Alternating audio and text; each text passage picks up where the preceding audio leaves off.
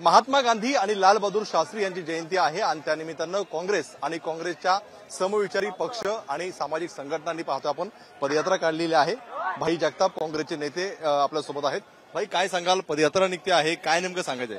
नाही, ही पहिली नाही। या राज्यातली कायदा सुव्यवस्था असेल, या राज्यातल्या छोट्या मुलींवर होणारे अत्याचार अन्याय असेल, या राज्यातल्या शेतकऱ्यांवर होणारा अन्याय असेल, या राज्यातल्या विद्यार्थ्यांच्या शिष्यवृत्त्यांच्या बाबतीमध्ये जी काही सरकारने वाट लावलेली आहे, त्या सगळे विषय, बेरोजगारीचा तर विषय इतका भयानक आहे। आमच्या चाकण इंडस्ट्रीमधनं 18 इंडस्ट्रीज तिकडे याला गुजरातला नेल्यात। लाज वाटायला पाहिजे ह्यांना। हे दररोज काहीतरी तुम्ही त्यांना विचारता आणि ते सांगतात आणि फक्त 13 कोटी जनता ऐकते असा विषय आहे।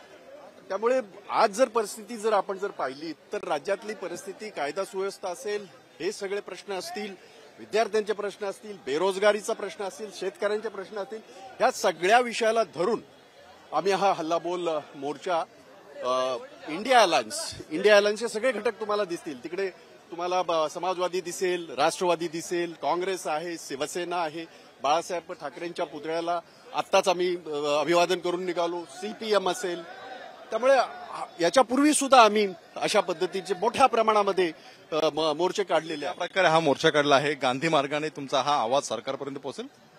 आता असं आहे की ज्यांनी गांधींच्या 3 जे मरकट आहेत त्याच्या पद्धतीने डोळेच झाकून घेतलेले आहेत जर कोणी, तर त्यांना, पण लोकशाहीचा आवाज इतका मोठा असतो, कितीही डोळे झाकलेत तुम्ही तरी सुद्धा तुमचे डोळे सताड उघडं करण्याचं, त्या तुम्हाला वस्तुस्थिती दाखवण्याचं काम महाविकास आघाडी म्हणून आम्ही करणार वारंवार।